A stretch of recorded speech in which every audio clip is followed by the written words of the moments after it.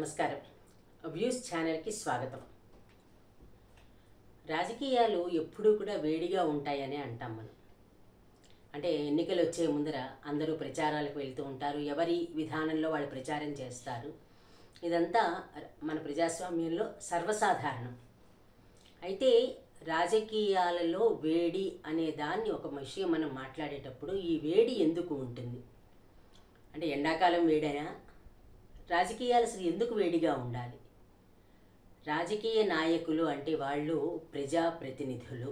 అసలు రాజకీయం అనే దానికి కూడా ముందర అర్థం తెలుసుకోవాలి. వీళ్ళు మనకి ప్రజలకి ప్రతినిధులుగా ఉంటున్నారు.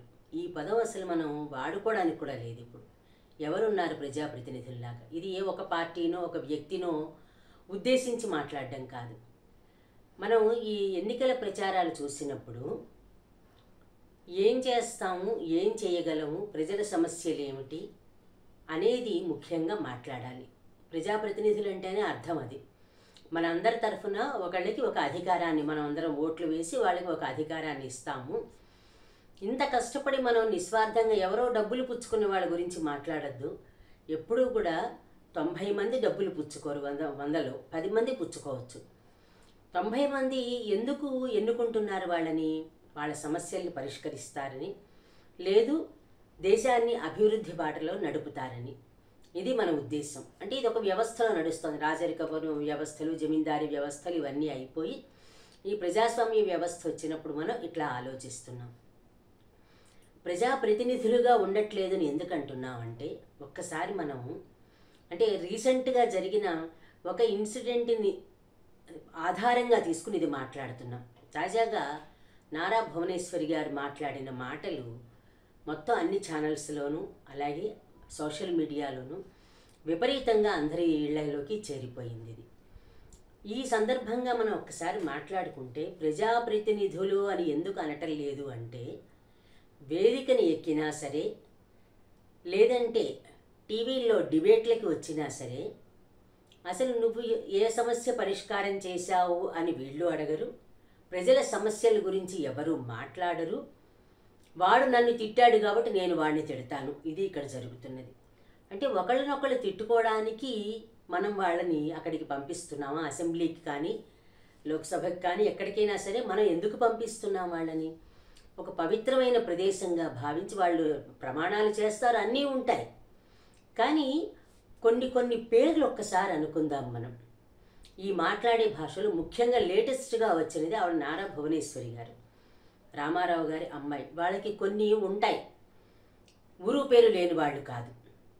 తాజాగా మనం చెప్పుకోవాల్సిన ఎన్టీ రామారావు గారి అమ్మాయి, బాలకృష్ణ గారి సోదరి, చంద్రబాబు నాయుడు గారి భార్య, లోకేష్ గారి తల్లి, ఇట్లా చాలా లింకులు చెప్తాం ఆవిడని. ఎందుకని చెప్తామంటే ఒక పాపులర్ కుటుంబంలో నుంచి పుట్టిన ఆవిడ. నేను మీకంటే గొప్ప కుటుంబంలోనే పుట్టాను అని చెప్పారు కదా, ఆవిడే చెప్పారు కదా. ఉన్నత వంశంలో పుట్టిన వాళ్ళు మాట్లాడే భాషైనా అది?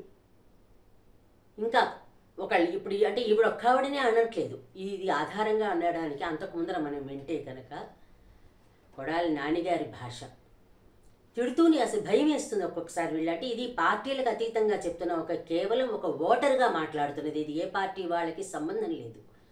కొడాలి నాని గారు, వల్లభనేని వంశీ గారు, రఘురామకృష్ణరాజు గారు, పేర్లు చెప్పుకుంటూ పోతే ఇప్పుడు జనసేన నాయకుడిగా ఉన్న పవన్ కళ్యాణ్ గారు.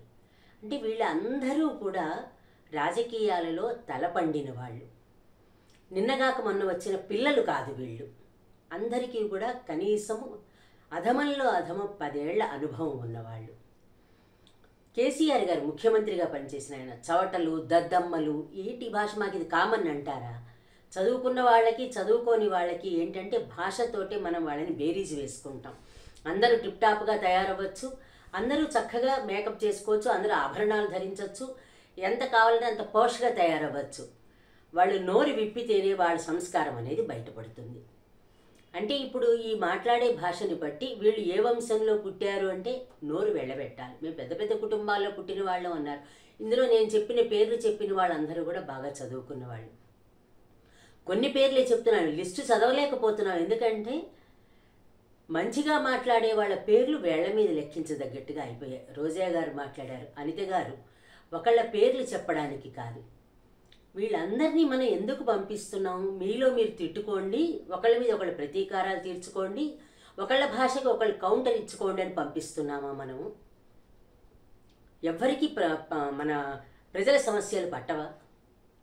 ఇదే సమయంలో మనం పత్రికలను కూడా మాట్లాడాల్సి వస్తుంది. ఇప్పుడు యాజ్ ఏ జర్నలిస్ట్గా నేను చాలా బాధపడుతూ చెప్తున్నమాట. పత్రికలలో కూడా తెల్లారితే ఏం చూపిస్తున్నారు వాళ్ళు? ఎవరిని ఎవరు తిట్టుకున్నారు, ఎవరిని ఎవరు ఎలా అన్నారు, వీటితో పాటు ఎవరి సొంత వ్యాసాలు వాళ్ళు, ఎవరి సొంత ఆలోచనలు వాళ్ళు. అంటే మీడియా అనేది కూడా ఒక రాజకీయ పార్టీ అని చెప్పుకోవాలి. ఇప్పుడు మనం ఒక్కొక్క మీడియా ఒక్కొక్క రాజకీయ పార్టీని కొమ్ము కాస్తుంది అనేది ఓపెన్గానే తెలుస్తోంది కదా. ఎందుకంటే ఒక దాంట్లో ఒకలా వస్తే వార్త ఇంకో దాంట్లో ఇంకోలా వస్తుంది. వార్త అనేది మాట్లాడింది యాజ్ ఇట్ ఈస్గా అన్నిట్లలో ఒకలా రావాల్సింది. ఎవరి భాష్యం వాళ్ళు చెప్పుకుంటారు, ఎవరి వ్యాఖ్యానం వాళ్ళు చేసుకుంటారు. వాళ్ళని ఇలా తిట్టారు, వీళ్ళని ఇలా తిట్టుకున్నారు, ఎవరికండి ఉపయోగం ఇది? అలాగే జగన్మోహన్ రెడ్డి షర్మిల మధ్యన గొడవ అంటూను, లేదంటే సునీత వివేకానంద రెడ్డి గొడవ, తండ్రి గురించి, తండ్రి హత్య గురించి, అవినాష్ రెడ్డి గురించి వీళ్ళు ఇలా మాట్లాడడం, ఇందులో మనకి అవసరం ఏదైనా ఉందా? వివేకానంద రెడ్డి గారు అనేది వాళ్ళ ఫ్యామిలీ అఫైర్. అది అవినాష్ రెడ్డి, షర్మిల కానీ, జగన్ గారు కానీ ఎవరైనా సరే అందరూ కూడా ఒక కుటుంబానికి సంబంధించిన వాళ్ళు. వాళ్ళ కుటుంబ వ్యవహారాలని మనం పబ్లిక్ చేయాల్సిన అవసరం ఏముంది? అంటే ఈ భాష నుంచి మనం ఇక్కడికి ఎందుకు వెళ్ళామంటే, పత్రికలు కూడా రాజకీయ పార్టీలు అయ్యాయని చెప్పాం కదా. తెల్లారు లేచిన దగ్గర నుంచి అన్నని చెల్లి తిట్టింది, చెల్లిని అన్న కొట్టాడు, ఇవి మనకి కావాల్సింది. ఏ ఇళ్లలో లేవు గొడవలు? గొడవలు ఇంటికి పరిమితం. ప్రజాప్రతినిధులు అంటే ప్రజల సమస్యలని వాళ్ళ గొంతుగా అసెంబ్లీలో వినిపించి ఆ సమస్యలకి పరిష్కారం చూపించటం. ఇక్కడ చిన్న ఉదాహరణ చెప్పుకోవాలి. మేము ఓటర్గా ఒక ప్రాంతంలో ఉంటున్న వాళ్ళగా మా సమస్యలని అందరికీ చెప్పాం. ఇంతవరకు సమస్యకు పరిష్కారం లేదు. మీడియాని పిలిచాం, కాస్త మీరు రాస్తారా అని. మీడియా వాళ్ళు రాయటం, వాళ్ళకి అవసరం లేదు ఈ సమస్యలు. ప్రజాప్రతినిధులకు అక్కర్లేదు, మీడియాకి అక్కర్లేదు. ఒక జర్నలిస్ట్గా పనిచేసిన నేనే ఇంత ఆవేదనగా అంటున్నానంటే అర్థం చేసుకోవాలి. అంటే ఎవ్వరికీ కూడా ప్రజల గురించిన సమస్యల అవసరమే లేదు. నోటికి వచ్చిన భాష మాట్లాడతారు. ఆ భాష మాట్లాడడానికి మనం ఒక్కసారి ఒకప్పుడు అనుకునేవాళ్ళం, అంటే ఇప్పుడు అది పోయింది. కానీ వీధి కుళాయిలు ఉండేవి ఒకప్పుడు. అంటే కామన్ పబ్లిక్ మున్సిపల్ ట్యాప్ దగ్గర నీళ్ల కోసం కొట్టుకునేవారు పాపం వాళ్ళు. అది నీళ్ల కోసం పోరాటం వాళ్ళు చేసింది.